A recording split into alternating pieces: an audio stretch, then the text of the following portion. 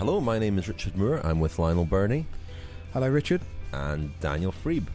Hello, chaps. You can pull your nose out of the keep there, Daniel. Studying the results. Lionel, where are we?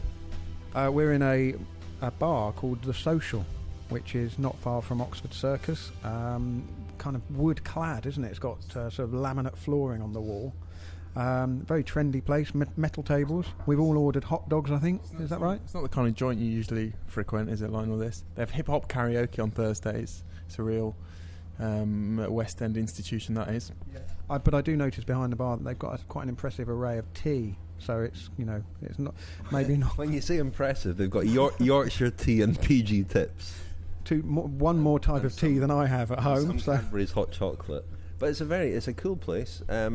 It's like American diner style as well. So we're having hot dogs, Daniel and I are drinking Coke, and Lionel's drinking beer. So Lionel hopefully will stay with us. Odd choice for Monday lunchtime, but there you go. The Telegraph Cycling Podcast. Interviews and analysis. We've got the big talking points covered. Anyway, right, we've got lots to talk about, so let's start waffling, because we're going to talk about Paris Tours. We're going to talk about the Tour of Beijing. We're going to talk about Andy Schleck, who is retired at the age of 29. We're going to talk about Oleg Tinkov and his €1 million challenge to the Grand Tour contenders to ride all 3 Grand Tours next year.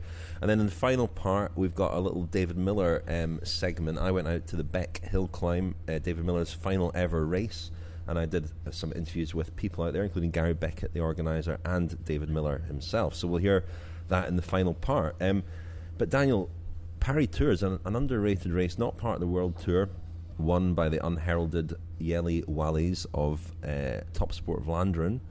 He got away with Tommy Voeckler, and they held off the bunch. It was quite a surprise because it looked like it was going to come back together. The bunch was well inside a minute with inside the final 10 kilometres. Usually a minute in 10 kilometres is pretty doable.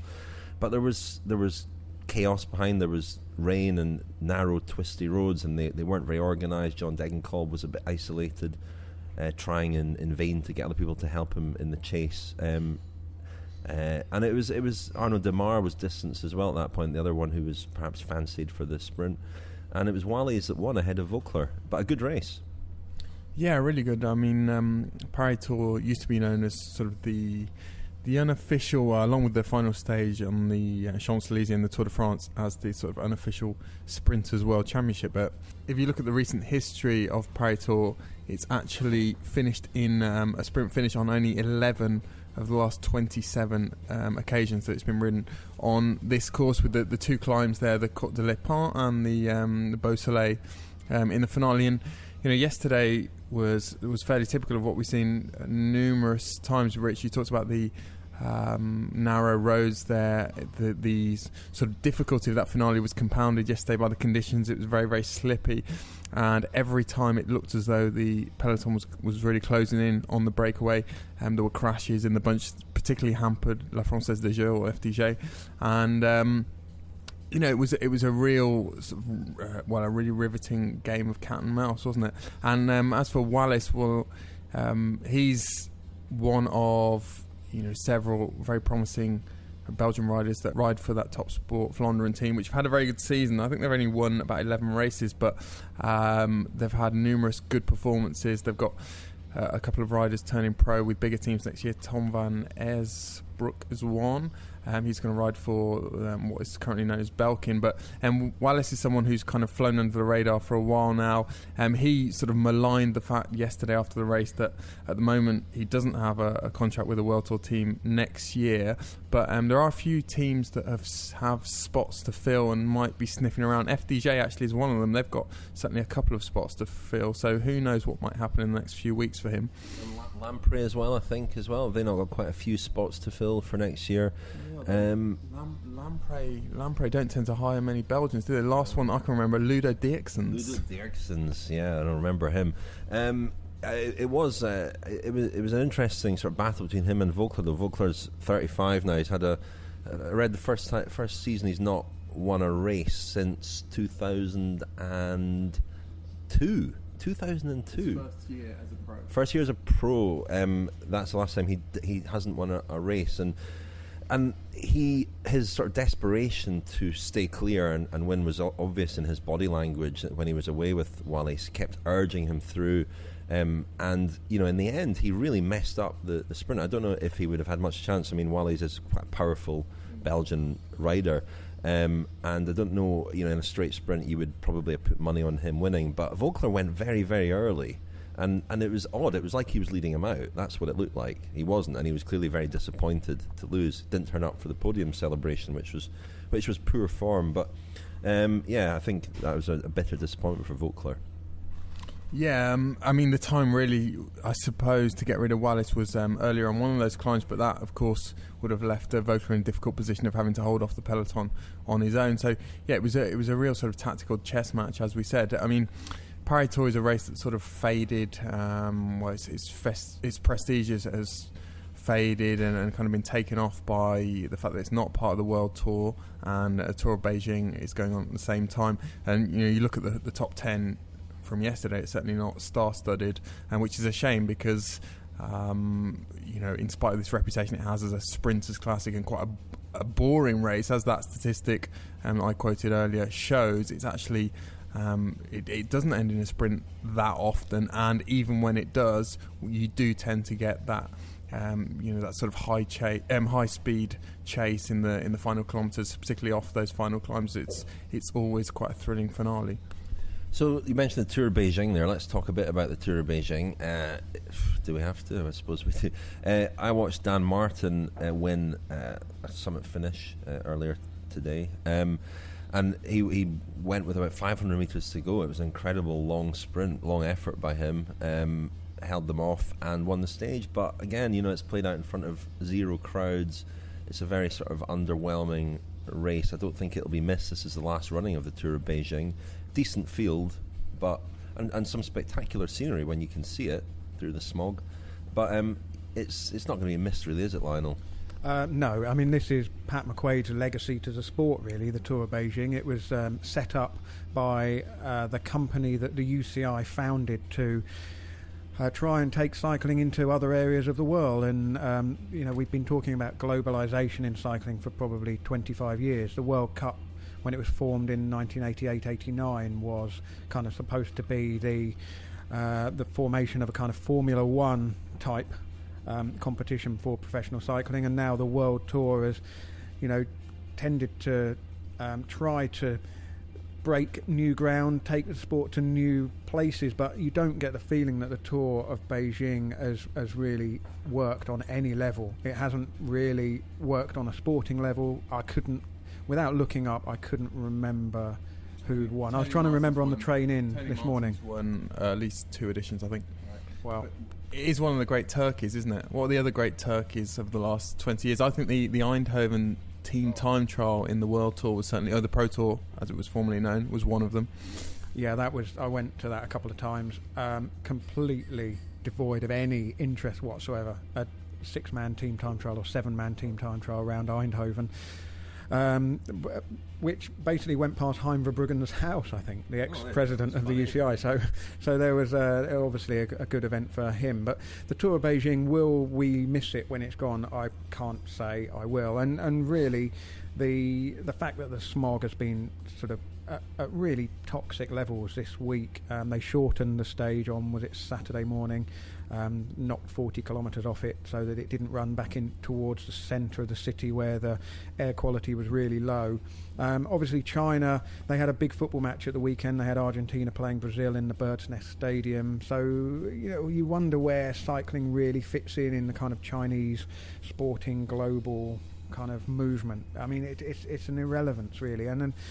But having said that, Dan Martin, he's continuing his good end-of-season form. I mean, it's extremely difficult, no matter where we're talking about, to set up new events that capture people's imagination. It's probably easier to list all the so-called turkeys than it is to list sort of new races. Strade Bianche, which I'm probably mispronouncing, is one rare example of a fairly recent race that has captured people's imagination. But when the World Cup was set up in the late 80s, or I think 89 was the first year, and early 90s, and races like the Wincanton Classic in the UK, they didn't they were on the same level theoretically as a Paris-Roubaix or a Tour of Flanders in terms of the points offered, but they didn't have the same prestige. Clearly, it's very, very difficult to magic up these events. Well, I just think, in terms of trying to capture new markets, the key, Britain is kind of a perfect example, really. You say about the Wincanton Classic. I went to the first Wincanton Classic when it was in Newcastle in 1989. Franz Masson won. Sean Kelly was kind of the big draw. I think he was on the podium. I remember Robert Miller rode. There was all the big teams were there. There was an element of disappointment because Greg LeMond didn't turn up and ride, having just won the Tour de France, although the organisers announced that he would be there.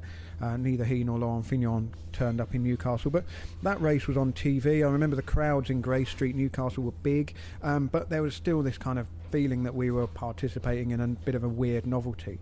When you think about I wasn't there on Sunday, Richard, but the Beck Hill Climb, which is basically a club hill climb, now hundreds of people turn out to go and watch that because, Mark David Millar's return. As you'll hear my interview with Gary Beckett, I said there must be a few thousand people here. You always get a bit carried away, don't you, when you're at an event? And it's like at the Tour de France, the crowds were, what did we estimate them at? 600 million. but the thing is, if at least. If the people are interested, then you have a commercial entity. In Beijing, no one is interested. No one's watching it. I can't imagine anybody's that excited about it. There isn't the sort of sporting culture that we have here in Europe. It's going to take a long time. You'd need a decade of the Tour of Beijing.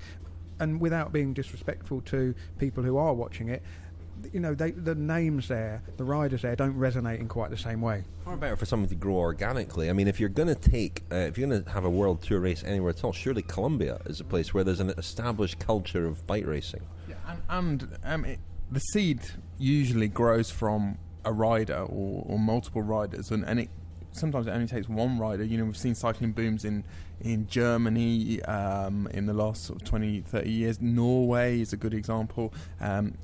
And it doesn't necessarily take a lot of infrastructure. It doesn't take a huge kind of national apparatus to grow lots of top riders. Sometimes these sort of champions can emerge almost from nowhere, but from that, a huge cycling culture can sort of permeate the sporting landscape. And that's it's to an extent it's what's happened in Britain. So we haven't, although there were one or two riders in the World Tour, Cheng Ji, of course. There was no Cheng Ji doesn't seem to have his exploits in the Tour don't seem to have had a great ripple effect, judging by the Tour of Beijing, do they? No, and again, going back to Richard, your point, you would think that having a big race in Colombia would be absolutely perfect.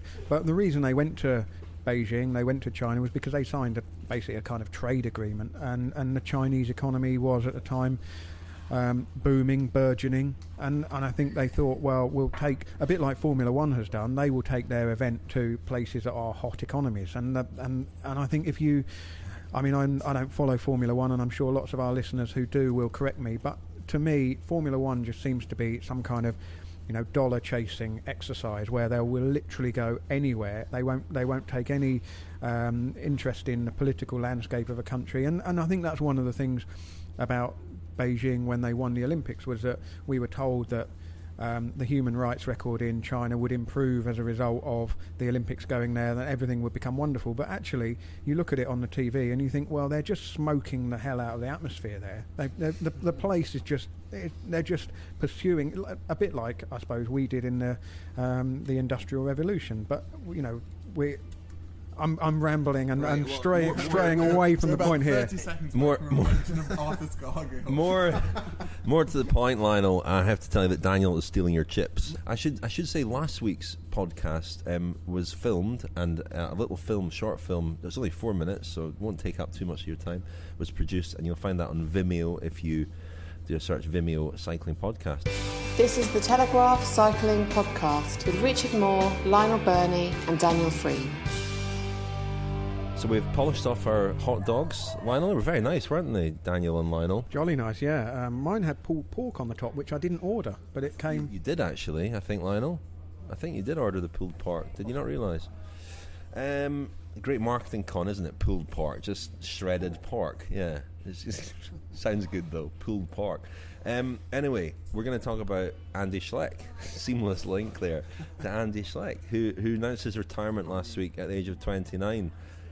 Not a great surprise, not as much of a surprise as it should be a 29-year-old athlete announcing his retirement. A guy who finished second in the Tour de France 3 years in a row, upgraded to winner in 2010 after Alberto Contador tested positive. Very few people, I think, regard him as a Tour winner. I don't think he really regards himself as a Tour winner, although the record books state otherwise. But he's had a torrid time really since the start of the 2012 season. He finished the second in the 2011 Tour to Cadel Evans and won that famous stage on the Col du Galibier, and then that was his last ever win, and we never saw any glimpse of that Andy Schleck again. A lot of people talk about the crash that he suffered at the Dauphiné in June 2012, just before the Tour, where he fell off it during a time trial. He was blown off his bike, broke up bone in his sort of hip, in his pelvic area, and certainly never recovered from that. But it would be wrong to trace his decline back to that crash, because that year, really, he was struggling to finish races all year. 142nd in a time trial in Paris-Nice, I remember, was one of the sort of real low points. But he struggled to finish races. He was nowhere in the Ardennes Classics, which he'd previously performed well in. Winner of Liège-Bastogne-Liège in 2009, of course. What do we make of Andy Schleck, and how do we look at his what's his legacy, Daniel? Well, I was hoping we were going to Lionel first there, because it's quite a complicated question, isn't it? Well, he was someone who was hailed as one of the great talents of his generation. Cyril Guimard is someone who is always quoted whenever conversation turns to Andy Schleck. Guimard had him as was kind of a Continental Division pro at the Roubaix team, Lyon Metropole Roubaix, before he got a contract with CSC, as it was at the time. And Guimard put him in the same bracket as Le Monde, Hino, and Fignon, all of whom he'd coached. And, I remember being at the 2007 Giro, which he finished in second place, and everything just seemed to come so easily to him. It was something almost kind of insolent, like desultory, about how easy it all came to him. And from there, we all expected him to, go on to great things. I remember I was working for Pro Cycling magazine at the time. We did a cover hailing him as the next Lance. And that summer was an interesting one. It was Schleck had emerged, and Linus Gerdemann, of course, took the yellow jersey in the Tour de France, and Robert Haysink was also sort of coming to the fore at that time, and it looked as though they were going to be the three big names in Grand Tours over the next 10 years, that certainly one of those guys would dominate Grand Tours. And as you say, Rich, really he had 2-3 more years when he maintained that level. And I think really things started to go wrong for him when he formed his own team with his brother Frank, Leopard Trek. Even the 2011 season, when he finished second in the Tour, as you say, was more inconsistent than the previous ones. And after that, his career started to really fizzle, didn't it?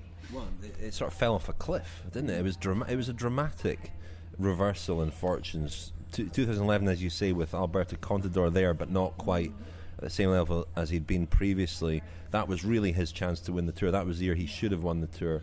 They finished on the podium, the two brothers, for the only time that's ever happened, Andy and Frank Schleck. But probably he'd look back on that Tour with disappointment. That was the one he should have won, where he should have beaten Cadel Evans. He lost it on the stage into Gap, didn't he, on the descent, where he lost over a minute, and that was probably where he lost that Tour. And that was his final sort of hurrah. And as you say, Daniel, I think the team, that was just a very ambitious, sort of audacious project to set up a team. It never lived up to its promise. They never even got a sponsor for the team, and within a year or so, it merged with Radio Shack.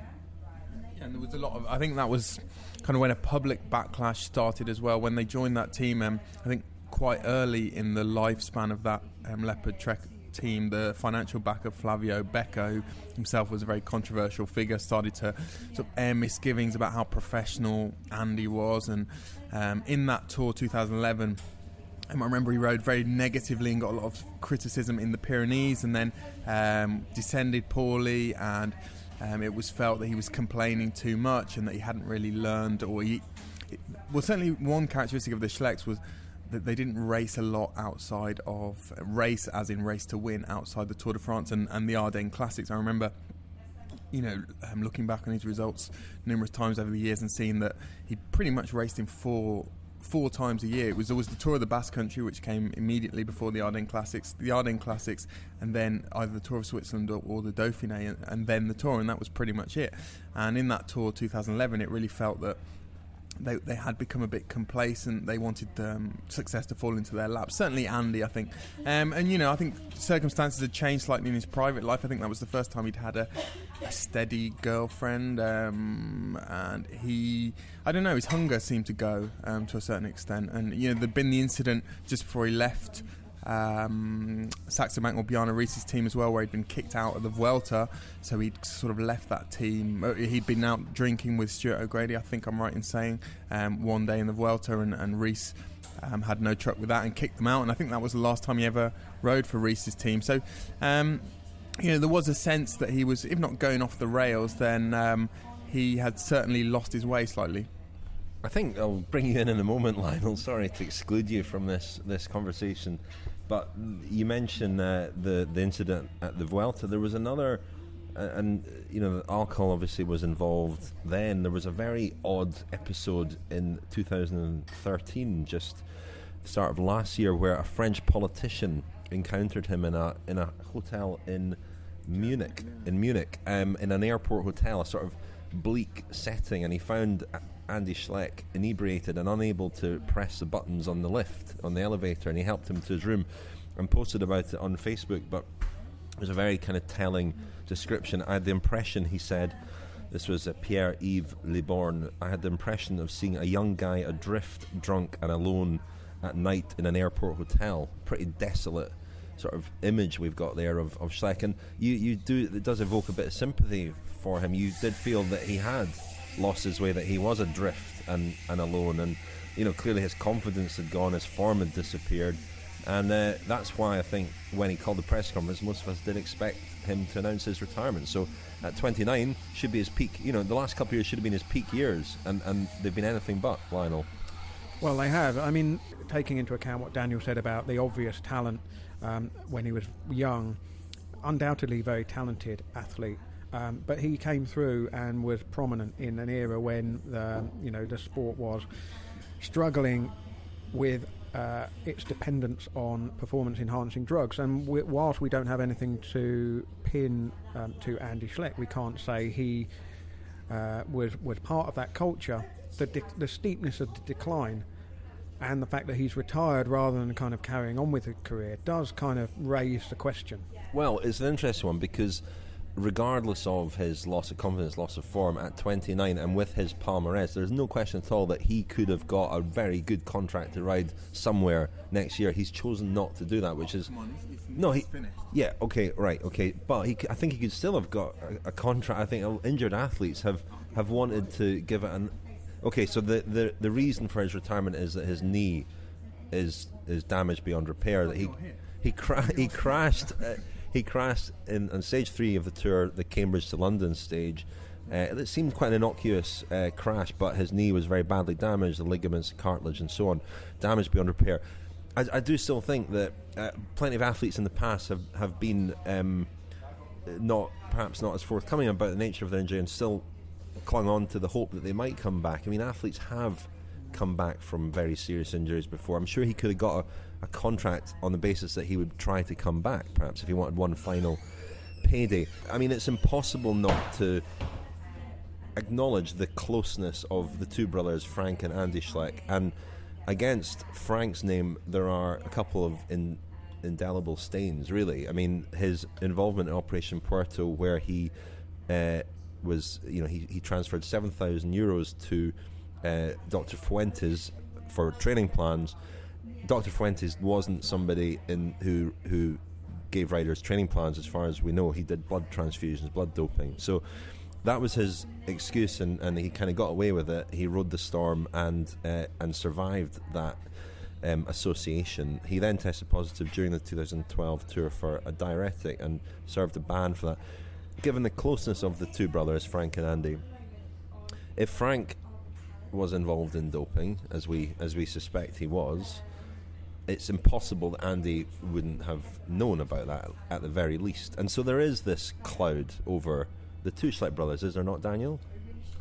Yeah, I mean, one thing I was going to say was that being from Luxembourg, living in Luxembourg, was a gift and a curse to them, because that case with Frank Schleck in 2006 was a very contentious one, and it was the Luxembourg Federation, which at the time seemed to have been very, very lenient, and obviously the Luxembourg Federation relied heavily on the Schleck brothers in terms of reputation, in terms of image, in terms of, giving the impression that the cycling scene was healthy in that country.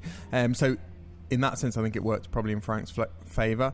On the other hand, Luxembourg was the ultimate goldfish bowl for the brothers. I spoke at length to their father, Johnny, at the Tour de France about this, and he pointed out that the press in Luxembourg is heavily sort of inclined towards tabloid journalism. There are a lot of gossip magazines. There are a lot of newspapers, outlets that will report having seen one of the brothers in bars, etc.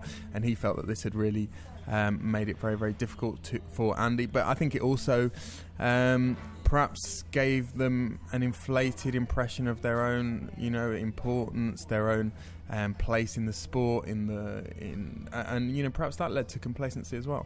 Well, yeah, I mean, in terms of how the brothers had an impact on Luxembourg cycling fans, I mean, you only had to go to Alpe d'Huez during the Tour or any of the mountain stages, particularly in the Alps, which is very close to Luxembourg. Huge numbers of people there, all with Andy and Frank Schleck banners and flags, and you could go to certain bars late at night at Alpe d'Huez during the Tour, and it would be full of Luxembourg fans singing sort of football-style chants about Andy and Frank Schleck, and that was the impact that they had in what is a small country, which is kind of, it's not a big player in many other sports. It doesn't have a good football team or any sort of soccer stars, or I couldn't, you'd struggle to name the third most successful athlete to come out of Luxembourg in the last 10 years, wouldn't it?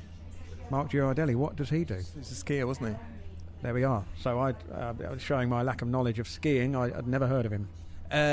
Just a final point as well on Andy Schleck, without going into too much detail. I know that people with intimate knowledge of how he trained were quite shocked at how little he trained, and certainly with regard to, or by comparison with, the likes of Chris Froome, Alberto Contador, and various people have said that it was certainly incompatible with the objectives of a Tour de France contender,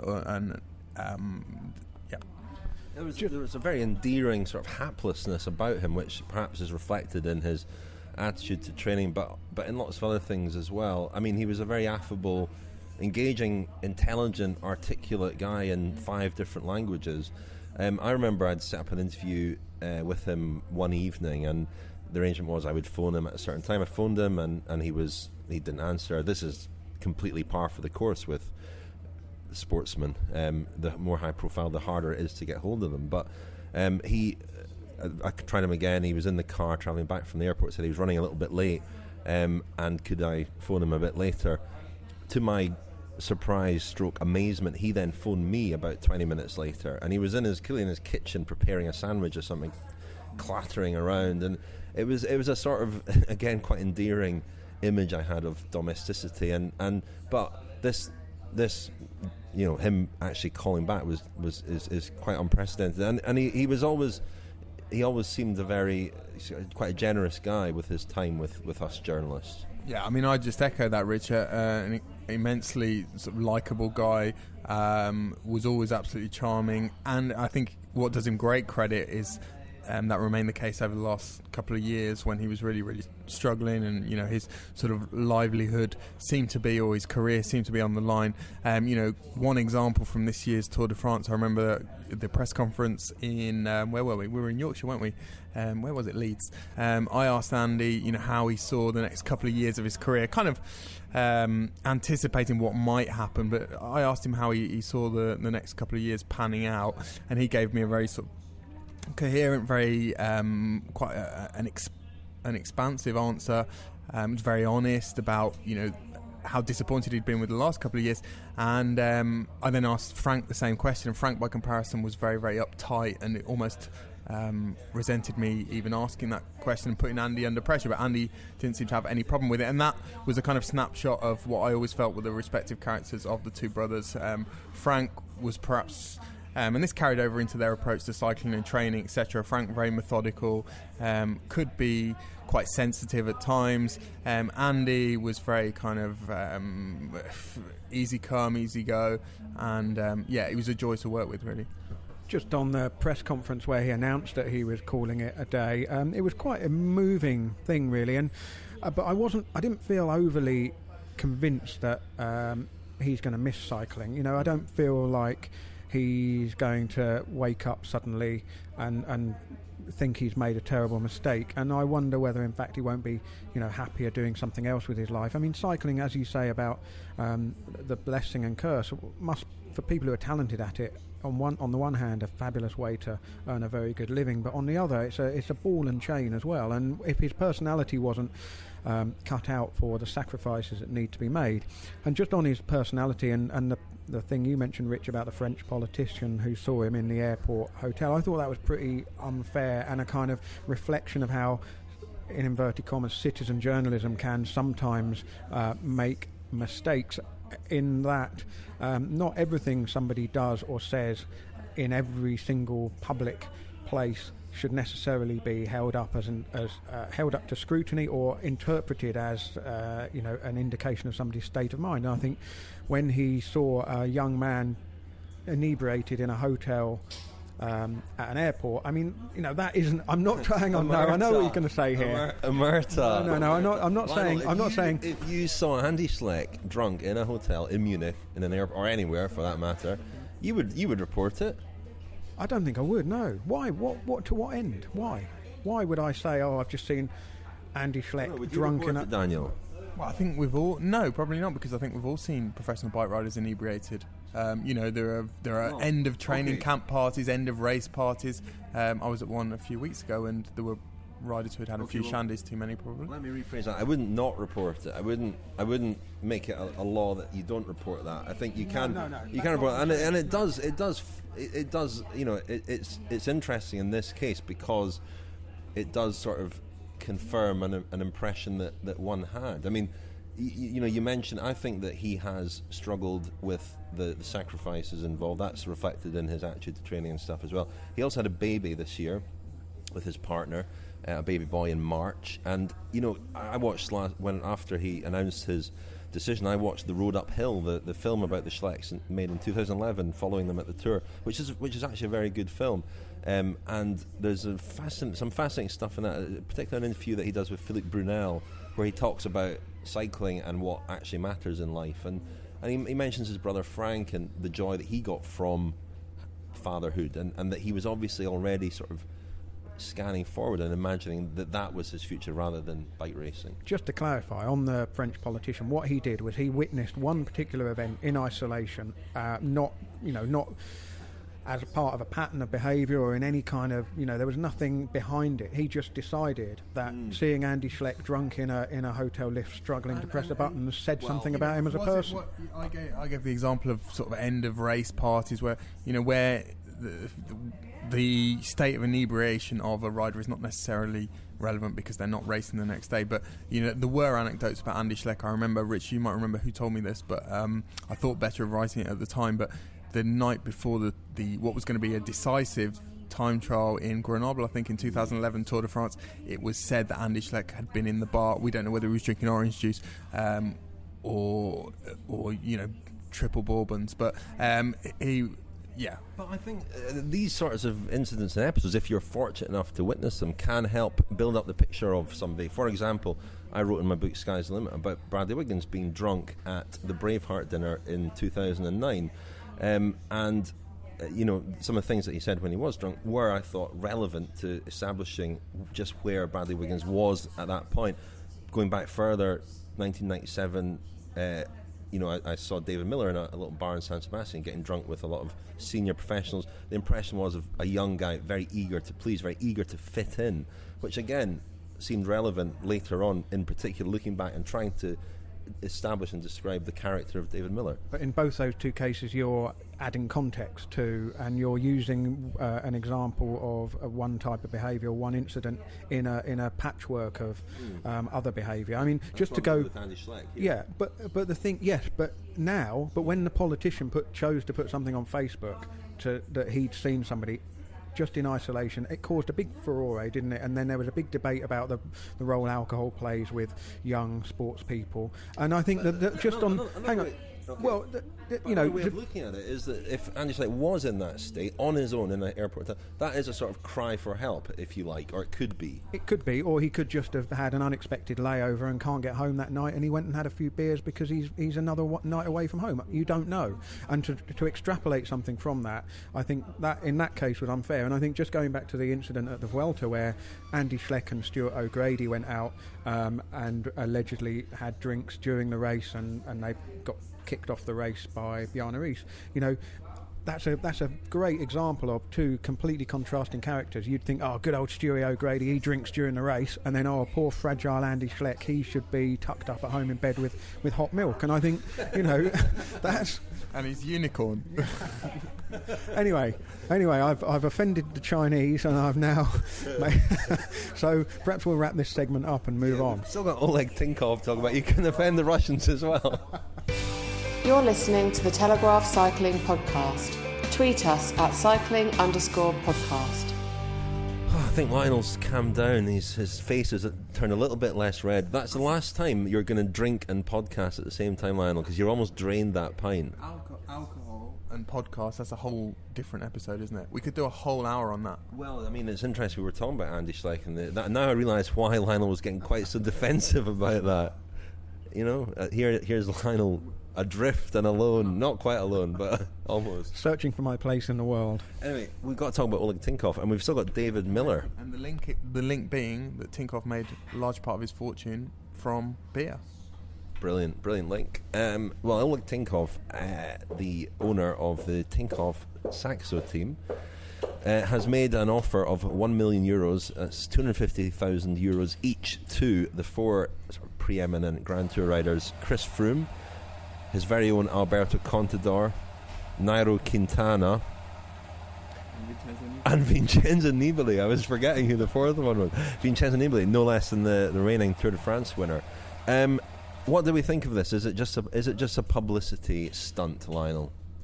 Well, obviously, yes, it is a publicity stunt, but it's there's several things. First of all, I don't think you can do this. You can't offer financial inducements. It's against the UCI rules to offer this kind of external financial inducement to compete in races, so I can't see, I don't think it has any legs. However, there is a case to be made that this is the search for a solution to the problem of the biggest Grand Tour riders not going head-to-head enough over the course of several seasons. Now, you could take the point that we're all looking forward to the 2015 Tour de France because it may be the first time that we see that big four go up against one another in the same race. But as Daniel's made the point in last week's podcast when we talked about the Giro route and how the organisers of the other two Grand Tours have tailored their routes in order to attract the best possible fields. The Giro used to be kind of super hard because they were going for that kind of gritty black and white photo, hardest, highest climbs thing. It didn't really work out for them because of the bad weather. A lot of the stages got curtailed, and the top riders don't want to have a super hard Giro and then go into the Tour de France, so it's a sort of disincentive. And then the Vuelta is kind of the place to level scores from the Tour de France, perhaps, as it was a little bit this year with Chris Froome and Alberto Contador going head-to-head, having not been able to do that because of the crashes. I mean, the desire to see the four of them race against each other full bore is understandable, and it would be fantastic if we were to see that. Whether we would learn anything, whether it would be the spectacle we hope over 9 weeks of Grand Tour racing next year, I mean, pretty much it wouldn't be. The offer is not conditional on them all having the same condition as being in peak form for the Giro, the Tour and the Vuelta. That isn't possible. So you might have two of them go head-to-head in one race, two of them go head-to-head in another. But it did open a good sort of debate, and it was interesting that Sir Dave Brailsford, who perhaps doesn't see eye to eye with Tinkoff on several things, not least the way he kind of grandstands and sort of commandeers the agenda a little bit too easily. He certainly did during the Tour de France, Tinkoff. But you can see from the sort of business perspective that idea would chime with Sir Dave Brailsford because the marketability of it is, undeniable. Daniel. Yeah. Sorry, I was caught unawares there. It's not enough money, is it? 250,000 a head. It's not chump change, but it's these are guys who are earning. Or I think every one of them, perhaps not Quintana, is earning upward of €2 million a year. So it's not enough. I think on that issue of seeing more direct confrontation between those guys, there are a few simpler fixes. For instance, World Tour races, which are currently used as warm-up races, taking place either exactly the same time, so directly head-to-head, or very near to that. For instance, the Tour of Switzerland and the Dauphiné. I think it's been mentioned in the past that there could be a possibility of some kind of merger there. That would solve one problem straight away. Paris-Nice and Tirreno Adriatico, you could kind of extend from Nice. You could maybe carry on down the Tyrrhenian coast or the Ligurian coast, and maybe have a 10-day stage race. Why stop there? Why not just go on to Turkey? Exactly. Maybe have a 10-day stage race at that time of the year, or I think there are simpler solutions. And from a physiological point of view, is it possible? Well, it's possible to get round those three routes. Adam Hansen has done it for how many years now? He's ridden all three Grand Tours 2 or 3 years in a row now. He's done that. The problem is that it would be very difficult for them to be on top form throughout those. It would be 9 weeks of racing. So the effect, or the presumed effect, theoretical effect of seeing them all together, slugging it out, would be diluted, wouldn't it? Because in one of those races, at some point, they would probably not be the best riders in the race. Lionel's just pointing to the microphone at me, but I'm not even that. I don't even find it that interesting. I don't even know why we're. I mean, it's not. It doesn't add anything new. Okay, so you'd have the 4 riders present in all 3 races, but you would still have them targeting one. So it would be no different now, with the only difference being that they were actually there. And how many times do you need to see the same thing anyway in the course of a year? We've talked before about how summit finishes, and that is where I think that is the real arena that people want to see them go head to head in. But summit finishes are often the most boring races. They're the most uninteresting spectacles, and we see it 3 or 4 times in the Tour de France. But after that, I'm pretty much satisfied. My appetite for that kind of racing is pretty sated. I also don't like the idea of the sport becoming about sort of 4 individuals either. This goes against what cycling is, and I think we've seen 3 great Grand Tours this year, great for different reasons. We saw a young up-and-coming rider win the Giro to sort of hint at his future potential. We saw a sort of B battle at the Tour de France, but no less interesting for that. We saw the French take on the one A-lister there, Nibali, and it was that subplot was very, very interesting. And then we saw a great battle between the A-listers at the Vuelta. We saw 3 great Grand Tours with great stories, and it sets up in a very tantalising way the Tour de France next year. Oh, exactly. I mean, there's something inherently titillating about the shadow boxing, and that has always existed. In the Tour de France, you often had riders, Italians in the era before a lot of Italians rode the Tour de France. You'd have Coppi doing the Giro, and then he'd come up against a whole different group of riders at the Tour de France, and that is interesting. I mean, we've talked before about Cavendish and Kittel, how it would be nice if they had ridden a bit more against each other. But that's a kind of different narrative with the sprinters, isn't it? With them, it's a kind of pure test of strength and speed, and you want to know who is the ultimate sort of alpha male. I think Grand Tours are slightly different. Well, yeah, and also when you follow cycling, the narrative it's like the Encyclopedia Britannica, really. There's sort of 26 volumes of it, And as you go through, the storylines are refreshing and renewing all of the time. And if we do get to the 2015 Tour de France and we see these big four go head-to-head, there's an 18-month, 2-year backstory to that point, which I personally enjoy. I like the fact that we're going to have to answer the questions about whether Fabio Aru will ride for Nibali at the Tour in exchange for Nibali perhaps riding for him at the Giro next year. And just on your point, Daniel, about the Tour of Switzerland and the Dauphiné clashing and the Tirreno Adriatico and Paris-Nice clashing, they're historical things. And whilst it might seem odd to a marketing executive, hey, why have we got all these races going on at the same time? For some reason, the marketing executive is a New Yorker with a big fat cigar and a comb over and a 1970s mustard-coloured tie. But it seems like you wouldn't have these kind of clashes in other sports, but those races perform very different functions. Paris-Nice riders are preparing for certain types of races. Tirreno Adriatico riders are typically going towards Milan-San Remo and the cobbled classics more.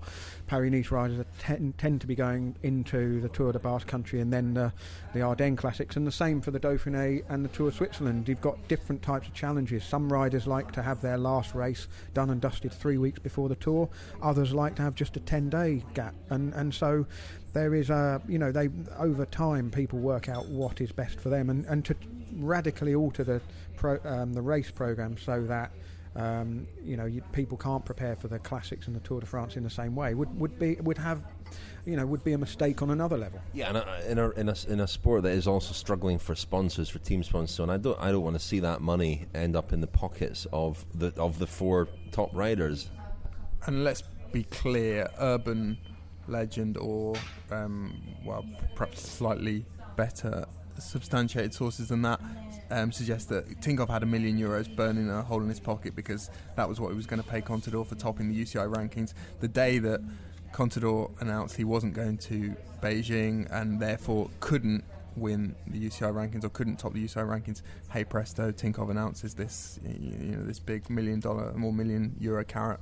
Don't get me started on the World Tour rankings. Okay. Pointless. Nibali did say on Twitter that he would rather see that money invested in a development team, which is a nice... I would like to see that money invested in a new jacket for Vincenzo Nibali. Did you see the lime green number that he wore on Italian TV last night? What about Nasser Buhani?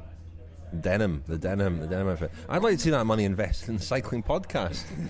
Oleg, if you're listening, think what we could do with that. We wouldn't be having hot dogs, that's for sure. We certainly would not. Anyway, shall we wrap up there? Well, we're not going to wrap it up because I've got a bit of David Millar.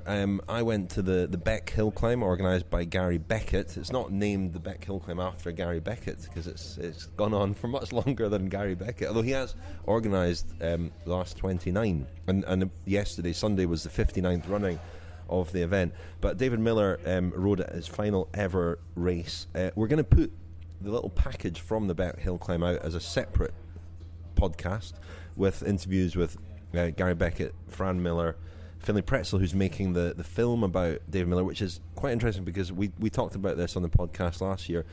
He's been following him all year, and it's sort of evolving from being a film following to sort of showing professional cycling, get under the skin of professional cycling, into a film about an athlete coping with serious disappointment, as Millar did this year by being excluded from the Tour de France and entering retirement and making that transition. So I think it's going to end up being a very, very interesting film, and he says it should be ready in about a year. So you can listen to all that in a separate little podcast. We'll hear a little clip from David Millar, who I spoke to at the end of his hill climb.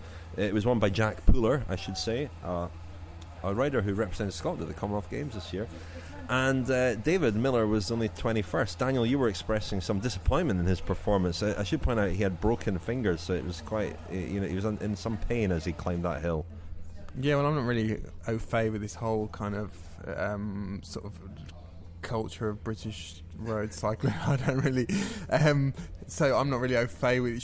Should he not have done better than that? It seems slightly odd to me. It seems a bit like, let's say Justin Rose turning up at the North Warwickshire Golf Club monthly medal and finishing 22nd. I can understand if he finished second, but not 22nd. Well, it's a very specialist thing. I mean, the climb in question is only 700 yards, very, very steep. Huge crowds there, but incredibly steep. And 700 yards, so kind of like a long par 5, very long par 5. Oh my God.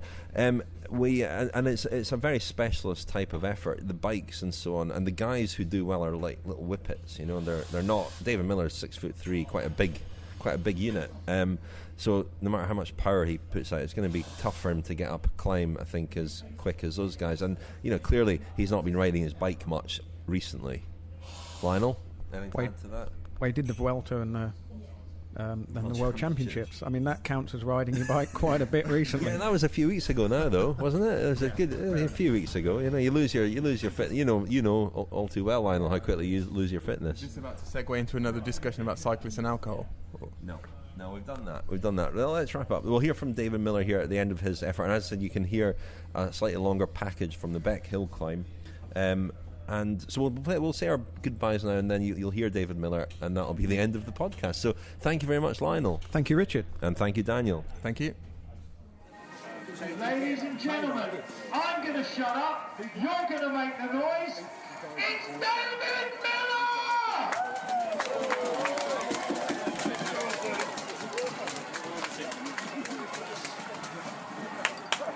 I'm at the top of the climb here, waiting for David to finish the Beck Hill climb. Here he comes.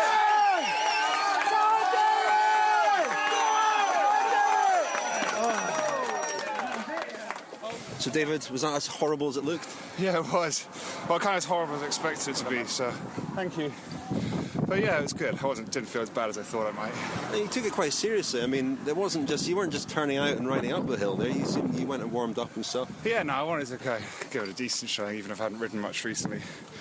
But yeah, so it was good. So is it sunk in? That's your final race? Yeah, definitely. Sunk in the last couple of weeks. You've had time to get used to it. But did this feel like the right thing to do, the right way to sort of buy out? Definitely now I'm here, it feels now I made the right decision. The vibe's great, and there was a guy from High Wycombe, I think it's Scott Patterson, who was down at the start, who was there in 1992 when I turned up for my first time trial. So it's quite romantic in a way that he was I didn't even know he was here. Rolled up to the start and he was there, and I saw him in August 1992, I think, when I turned up. Totally clueless. You completed the circle. There I completed the circle. And you were quite emotional at the Vuelta, obviously. Does this feel quite emotional as well? No, it's bad. I got it all out there. This has been nice. This has been a real kind of opportunity to just really on my own terms. I suffered so much that last week of the Vuelta. Kind of gone a bit too deep. And how are the fingers? They're buckled. So the next thing for you is to get an operation thing on your hand, isn't it? Yeah, I got to get the finger pinned and all my ligaments, and they're all still swollen. The whole right hand's buckled. So. And then what next, David? Moving house this week. Then there's the start of the new life, which involves, I don't know, working hard at something else, I guess. And you're looking forward to that? I'm really looking forward to that. I really am. So, yeah. Great. Well, good luck. I think everyone enjoyed seeing you ride here. Thank you, RBM. Yeah, it's been lovely to be here. Great. Cheers, David. All right, see you. Thanks. Just finally this week, a little plug for an event that's coming up on Sunday the 26th of October, the final day of the London Sports Writing Festival at Lord's Cricket Ground. The three of us, myself, Lionel and Daniel, are taking part in events that day. At 12:30 there's a cycling anthology discussion with Lionel, Birnie and Ellis Bacon.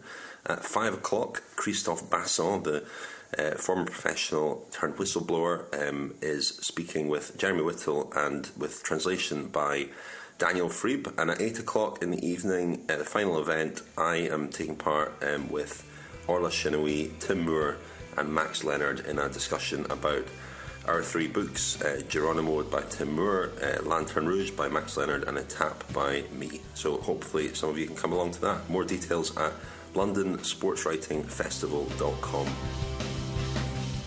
The Telegraph Cycling Podcast. Subscribe on iTunes, listen on Audioboo, visit us at thecyclingpodcast.com.